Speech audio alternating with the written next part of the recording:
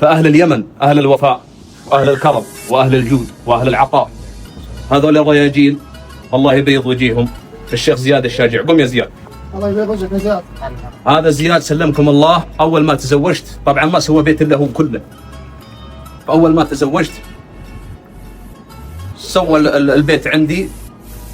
يوم أنه راح سلمكم الله إلا وتفاجأ مبلغ مالي لا يقل تقريبا عن 4000 ريال حطه لي مباركة منه، والله الذي لا إله إلا هو إن ما بيني وبينه معرفة إلا عمل فقط. لكن هذول أهل الوفاء، هذول أهل الكرم، أهل اليمن الحقيقيين. فبيض الله وجهه، فبيض الله وجيههم وبيض الله وجهه وجمل الله حاله.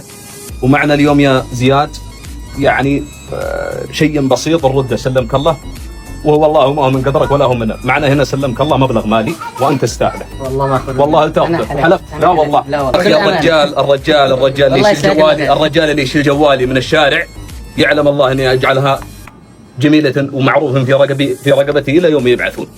فانت كفو ورجال ومطنوخ. هدية بسيطة. سم الله يرفع قدرك وقام وسلامتك. الله يعزك. في هدية صغيرة يا ابو علي. الله يعزك. سلمت. سيد وجهك، جمل حالك، يرحم والديك. سلمت يا زين. الله يعزك، يرفع قدرك، يبيض وجهك.